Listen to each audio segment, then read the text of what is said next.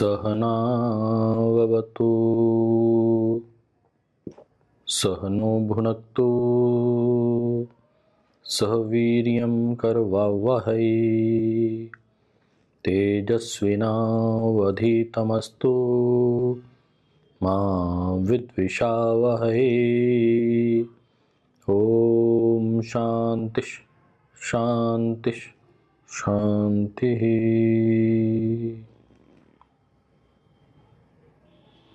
ओम श्री परमात्मने नमः। ओम श्री गुरुभ्यो नमः। ओम सर्वेभ्यो नमः।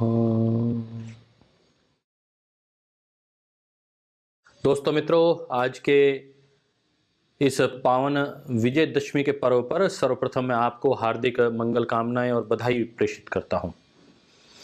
विजयदशमी का यह पावन पर्व आपके जीवन में मंगल विजय लेकर आए।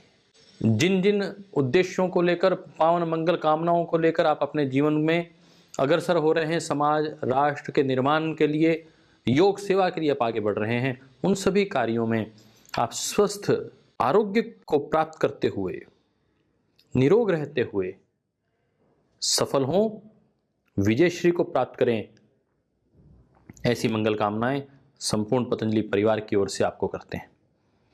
सफलता और विजय का इतिहास रामायण इसके प्रति बिल्कुल सजगता के साथ अपनी बात कहती है।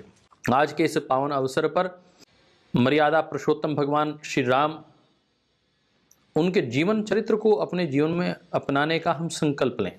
वाल्मीकि रामायण में एक संदर्भ आता है कि विजय हो चुकी है, रावण रूपी अहंकार की हार हो चुकी है, सौम्यता, मर्यादा, सरलता, प्रेम का विजय हो चुका है। उस विजय उत्सव में बात आती है कि इस विराट समृद्ध लंका का, राष्ट्र का जो दायित्व है वो किसे सौंपा जाए। भगवान राम कहते हैं कि यह दायित्व तो विभीषण के लिए नियत है, निश्चित है। विभीषण कहते हैं ना, मैं संपूर्ण परिवार की इस व्यथा को, स्थिति को देखकर मेरा मन अति व्याकुल है और मैं करुणा से भरा हुआ हूँ। अब मुझे ये राजपाट नहीं चाहिए, मैं तो आपकी शरण में रहना चाहता हूँ।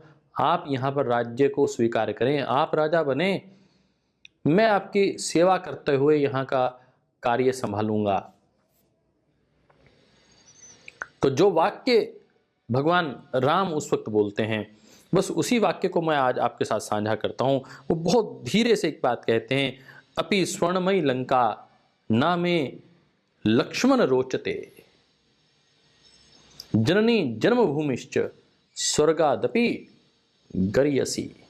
लक्ष्मण, अपि स्वर्णमयी लंका, यद्यपि यह स्वर्णमयी लंका है, नामे लक्ष्मण रोचते, परंतु फिर भी मुझ में एक क्षण के लिए भी इसके प्रति रुचि पैदा नहीं हो रही है। एक क्षण के लिए।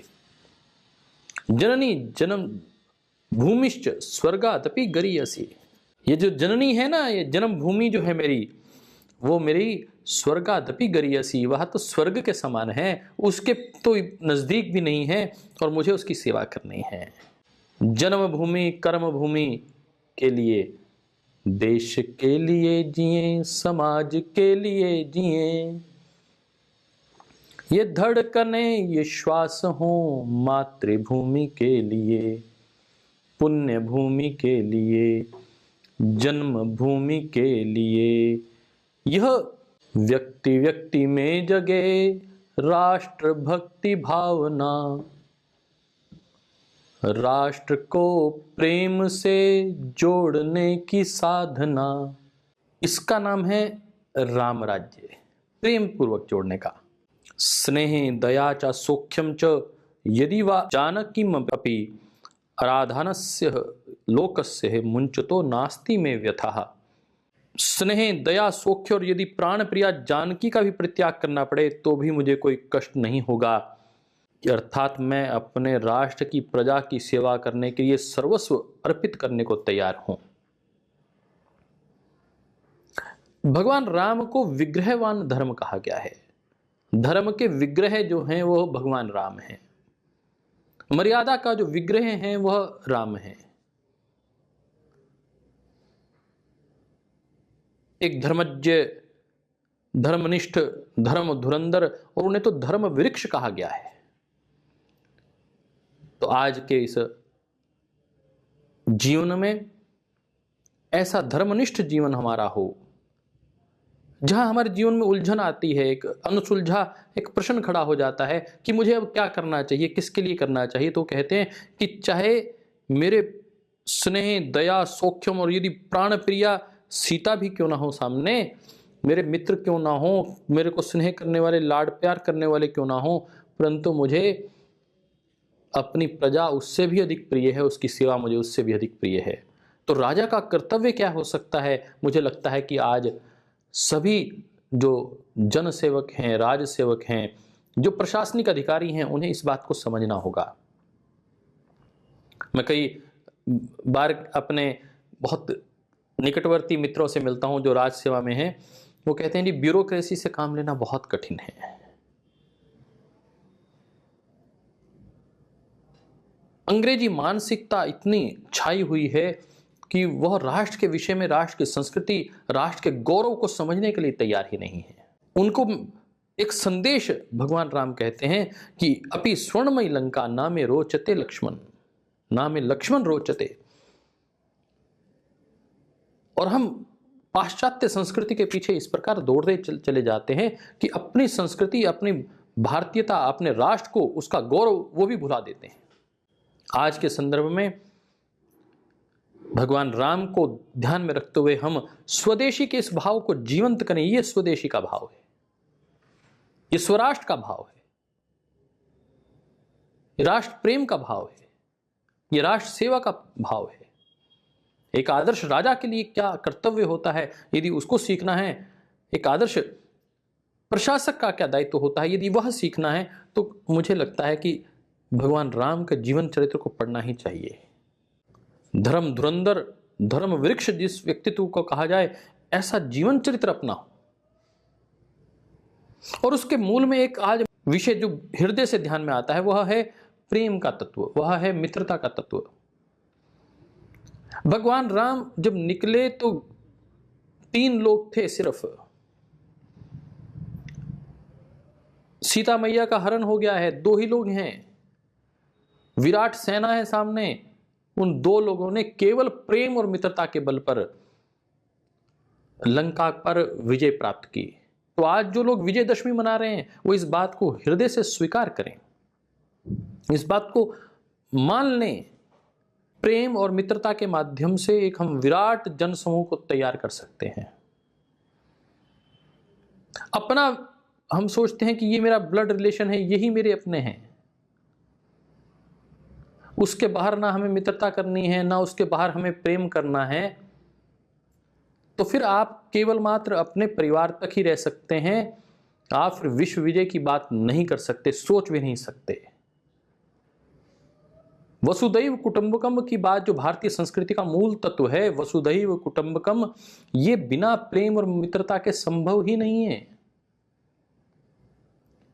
वारे भगवान राम कैसा आदर्श प्रस्तुत किया है। एक केवट मिलता है तो उसको भी मित्र बना देते हैं और गले लगा लेते हैं। केवट कहता है कि मुझे आपसे पैसे नहीं लेने, आपकी मित्रता लेनी है।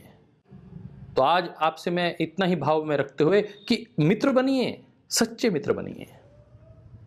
विभीषण मिलता है, सुग्रीव मिल रहा है, उसको मित्र बना रहे हैं। यदि आप सीता हरण और सीता हरण से विजय तक की इस पूरी प्रक्रिया को देखेंगे तो उसमें आपको मित्रता ही मित्रता का मूल तत्व दिखाई देगा। कितनी निपुणता है, कितनी सादगी है, परंतु व्रत पालन कितना बड़ा है। यदि एक संकल्प कर लिया कि मुझे अपने कुल का जो सम्मान है उसको वापस लाना है, सीता को वापस लाना है, उसके लिए वो बड़े से बड़े झंझावातों से टकरा जाते हैं, सागर पर पुल बांध देते हैं। यह है व्रत, यह है संकल्प। तो आज मैंने आपको एक तत्व बताना था, वो है मित्रता। दूसरा तत्व है प्रेम। तीसरा तत्व है वह संकल्प, और चौथे तत्व की यदि मैं बात करूं तो वह चौथा तत्व है श्रद्धा। एक एक करके इसके ऊपर हम चर्चा करेंगे। तो मैंने कहा चौथा तत्व क्या है, वह है श्रद्धा। दिखाई देती है हनुमान जी में। श्रद्धा का भाव सीखना हो, भक्ति का, दास्य का भाव सीखना हो, सखा का भाव सीखना हो, तो साहब हनुमान जी से बड़ा व्यक्तित्व आइकन हो ही नहीं सकता। राम दूत अतुलित बल धामा, अंजनी पुत्र पवन सुत नामा। माता पिता से भी पहले राम का दूत कहलाना, यह उनका परिचय है। वो जिसके हो गए फिर कोई प्रश्न चिन्ह नहीं खड़ा कर सकता। लाख तोड़ने की कोशिश की, रावण ने मोह दिया, आपको ये साम्राज्य का ये हिस्सा दे दूंगा, हनुमान तुम यहीं रह जाओ। पता था कि हनुमान विद्वान व्यक्ति है, पता था कि वह साहसी व्यक्ति है। उस व्यक्तित्व को खरीदने का प्रयास किया गया रावण के द्वारा, परंतु उन्होंने निष्ठा को बिकने नहीं दिया, श्रद्धा को बिकने नहीं दिया। इस बात को आप लोग हृदय से स्वीकार करेंगे। आपके सामने भी प्रलोभन आएंगे, अनेक विचारधारा के लोग आपको अलग अलग तरीके से मोड़ने की कोशिश करेंगे, तोड़ने की कोशिश करेंगे, परंतु आपके भीतर वह उज्जवल उत्कट विचार बना रहना चाहिए। बस इतना ही है कि निमन चेतना से उच्च चेतना की ओर हमें अग्रसर होना है। और निमन चेतना क्या है? हम कोई बात हो जाती है, किसी ने कुछ हल्का सा, अपने परिवार के व्यक्ति ने कुछ हल्का सा कुछ बुरा कह दिया, तो हम मन में कटुता और द्वेष रख लेते हैं। वह प्रेम तिरोहित हो जाता है, वह द्वेष फिर शत्रुता में परिवर्तित हो जाता है, वो मित्रता का भाव समाप्त हो जाता है। हम बड़े बड़े संकल्प करते हैं कि हमें ये बनना है, हमें इसको प्राप्त करना है, हम इस लक्ष्य को प्राप्त करके ही रहेंगे, फिर हम उस लक्ष्य को बीच में छोड़ देते हैं, हम विकल्प खोजने लगते हैं। तो जहां विकल्प रहित संकल्प हो, ऐसे संकल्प को हमें धारण करना है। भगवान राम इसके उदाहरण है, विकल्प रहित संकल्प के उदाहरण है। इतनी मुश्किल, इतना कष्ट, ना उधर सीता डगमगा रही है, ना इधर राम डगमगा रहा है, दोनों का संकल्प, दोनों को मैं प्रणाम करना चाहता हूं। सीता मैया भगवती की मूर्ति हैं, वह जगदम्बा, वो दुर्गा की प्रतिमूर्ति हैं, वो हिल नहीं रही हैं। वो सारे राक्षसों के बीच में घिरे होने के बावजूद अपने साहस को नहीं छोड़ती हैं, अपने संकल्प को नहीं छोड़ती हैं, अपने प्रेम को, अपने मित्रता के भाव को नहीं छोड़ती हैं। उन्हें कई कई बार बीच में मन में लग जाता है कि शायद मेरे पति मुझे अब बचाने नहीं आएंगे, मेरे मित्र मेरी रक्षा करने के लिए नहीं आएंगे, परंतु उन सब नकारात्मक विचारों को उन्होंने अपने ऊपर हावी नहीं होने दिया। विचार आए, हमने देखा रामायण के परिदृश्य में भी ये दिखाया गया कि जो बीच में सीरियल्स चले, हमने देखा उसमें दिखाया गया कि सीता के अंदर वो नकारात्मकता के विचार आ रहे थे। लोग, आसपास के लोग वो नकारात्मकता का विचार बार बार उनके मन में, मस्तिष्क में डालने का कुत्सित प्रयास कर रहे थे, परंतु इस सब के बीच में दोस्तों उन्होंने उस सात्विकता के भाव को, प्रेम के भाव को, सकारात्मकता के भाव को छोड़ा नहीं अंतिम क्षणों तक। मुझे नहीं पता कि 2 वर्ष लगे, 3 वर्ष लगे इस सारी प्रक्रिया में, परंतु एक लंबा कालखंड अवश्य था। कोई दिनों में सीता जी को वहां पर वापस आ गई हो ऐसा नहीं था। इतना कालखंड तो था कि व्यक्ति की साहस टूट जाए, इतना कालखंड तो था लगे, नकारात्मकता उसके भीतर आ जाए। भगवान राम के पास भी विकल्प था कि मैं राजा हूं, मेरी पत्नी को ले गया और पता ही नहीं उसका कहां ले गया है, तो अब मैं दूसरी शादी कर लूंगा। उन्होंने इस विकल्प को तिरोहित कर दिया, विकल्प आने ही नहीं दिया। और एक 5वां तत्व मैं आपके साथ जोड़ना चाह रहा हूं, और वह भगवान राम के साथ वह है उपकार का हृदय में धारण करना, उसको कभी विस्मृत नहीं करना। जिसने उपकार किया, यदि विभीषण ने आगे आकर उपकार किया, तो भगवान ने उस उपकार को कभी विस्मृत नहीं किया। यदि केवट ने कोई उपकार किया तो उसको विस्मृत नहीं किया। यदि उपकार किया सुग्रीव ने अपनी सेना का साथ देकर, तो सुग्रीव को बाली पर विजय करवाने का, उपकार उतारने का काम भगवान राम ने, लक्ष्मण जी ने मिलकर किया। हम बहुत जल्दी उपकार को छोड़ देते हैं, भूल जाते हैं, विस्मृत कर देते हैं। ये और आप वर्तमान कालखंड में ये सबसे कठिन दौर चल रहा है। जो सबसे कठिनता का भाव है वो यह कि हम बहुत जल्दी अपने उपकारों को विस्मृत कर देते हैं। माता पिता के किए हुए उपकार को, मित्रता के किए हुए उपकार को, अपने गुरुजनों के किए हुए उपकार को हम तिरोहित कर देते हैं, भूल जाते हैं। बहुत जल्दी हम हार मान लेते हैं। मेरा ये ठीक नहीं हुआ, मुझे उनसे कुछ लेना देना नहीं।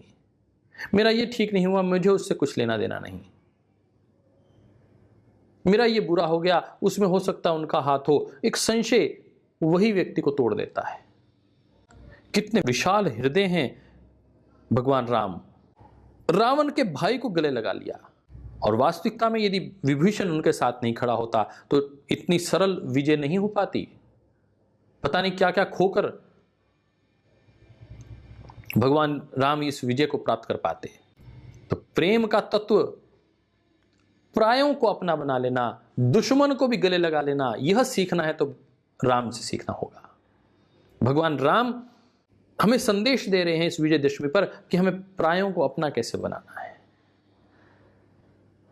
और अपनों को यह संकल्प भी दे रहे हैं कि सब कुछ बड़े से बड़ा मोह आ जाए, बहुत बड़ी से बड़ी आपके सामने यदि स्वर्णमयी लंका भी आ जाए तो उसको भी छोड़ दो अपनी जन्मभूमि के लिए, अपनी कर्म भूमि के लिए। और जो एक बार शरणागत हो गया उसकी रक्षा कैसे करनी है, भगवान राम से सीखना होगा। अहिल्या का उद्धार इसका स्पष्ट उदाहरण है। जीवन कैसा हो, प्रमाद रहित हो, तंद्रा रहित हो, विकल्प रहित हो, बुराई रहित हो, अमर्यादा रहित हो, मर्यादा के साथ डिसिप्लिन लाइफ हो, यह संदेश भगवान राम का है। हम सरकारें चाहे जितना मर्जी कानून बना लें, मैं इस बात को 100% डंके की चोट पर कहना चाहता हूं, कानून बनाने से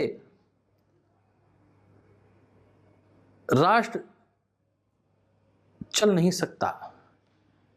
राष्ट्र के नागरिकों के अंदर जब तक संस्कार नहीं होंगे, सिविलाइजेशन के संस्कार, एक अच्छा नागरिक बनाने के संस्कार, और वहां आएंगे संस्कृति के माध्यम से। हम संस्कृति के उन गौरव पुरुषों को आज नमन करना चाहते हैं। मैं विभीषण को भी प्रणाम करना चाहता हूं, जिन्होंने देखा कि मेरा भाई यदि गलत रास्ते पे जा रहा है तो उस व्यक्ति को छोड़ना है मुझे। एक तरफ ये पक्ष है कि राम और लक्ष्मण का भ्रातृ प्रेम है, और एक तरफ विभीषण और रावण खड़े हैं। दो भाई हैं, दोनों भाइयों के बीच की एक रेखा है। यहां मर्यादा में खड़ा हुआ भाई है, उसके साथ उसका भाई ताकत से खड़ा है, और यहां उसको लाख समझाता है विभीषण कि नहीं, ये ऐसा करना ठीक नहीं है। जब वो तब भी नहीं संभलता तो उसका साथ छोड़ता है। तो सारा जो वैदिक वांग में है वो धर्म और सत्य पर, प्रेम पर टिका हुआ है। भगवान राम वैदिक परंपरा के आदर्श जीवंत व्यक्तित्व हैं, हमारे गौरव हैं। हमें प्रसन्नता है आज उनके आदर्शों को स्थापित करने के लिए राम मंदिर की कल्पना सामने आई है। हम सुप्रीम कोर्ट का इसके लिए अभिनंदन करना चाहते हैं। आखिर वर्षों बाद किसी ने साहस तो किया, सत्य को सत्य कहने का किसी ने दमखम तो दिखाया, नहीं तो नोक की, बंदूकों की नोक पर लोग अपने निर्णय बदल दिया करते हैं। धार्मिक भावनाओं के भड़काने और लॉ एंड ऑर्डर का नाम लेकर लोग निर्णय ही नहीं ले पाते।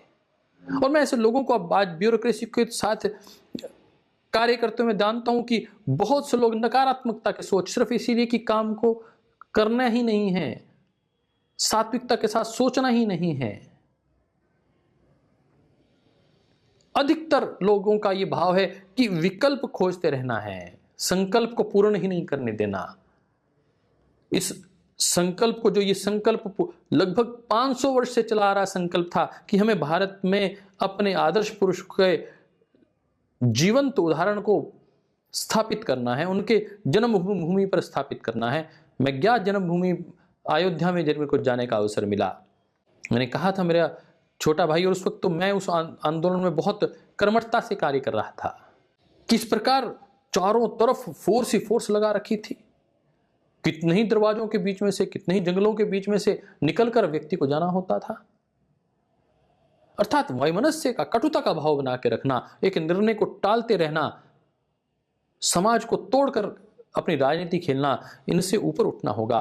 भगवान राम प्रेम पूर्वक सबको जोड़ने की बात करते हैं। आइए हम भी अपने जीवन में, अपने समाज में श्री राम संसार को जो अभिराम थे, जो शौर्य, वीर्य और पराक्रम के महानायक हैं, जो लाख विपत्ति आने पर भी विचलित नहीं होते हैं, जो अपनों का साथ नहीं छोड़ते हैं, जिसको अपना कह देते हैं उसको जीवन भर उसका हाथ पकड़ कर रखते हैं।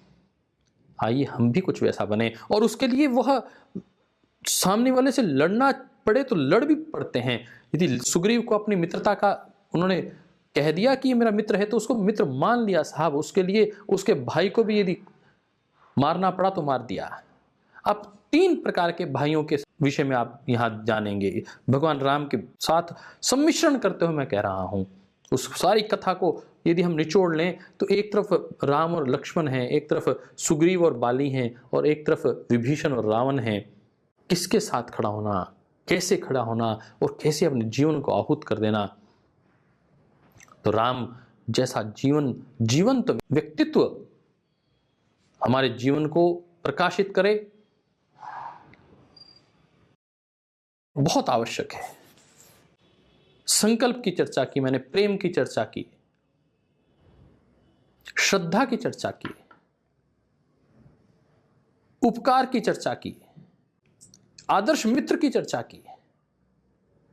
तो आइए, मित्रता का जो भाव है वो सबसे बड़ा है। सुग्रीव को उन्होंने मित्र बनाया तो उसके लिए लड़ पड़े, उसको राजपाट दिलवा कर ही माने। हम ऐसे मित्र बने जिसके साथ खड़े हैं, फिर उसके साथ दृढ़ता के साथ खड़े हो जाएं। हम डोलते रहते हैं, कभी इधर और कभी उधर, फिर सामने वाले से अपेक्षा करते हैं कि वो मेरे साथ ठीक से खड़ा रहे, वो मेरा पूरा साथ दे। अरे आप पूरे साथ की बात कर रहे हैं, अपना तो देख लीजिए जीवन, आप दृढ़ता के साथ खड़े हैं कि नहीं खड़े हैं। और जो व्यक्ति आपके साथ दृढ़ता के साथ खड़ा है, मैं आपसे गंभीरता के साथ इस बात को साझा करना चाहूंगा, आप उसके साथ दृढ़ता के साथ खड़े हो जाइए। स्वदेशी का भाव, स्वभाषा का भाव यदि जानना है, स्व संस्कृति के ऊपर अभिमान को अपने जीवन में धारण करना है, तो भगवान राम से बड़ा व्यक्तित्व कोई नहीं हो सकता।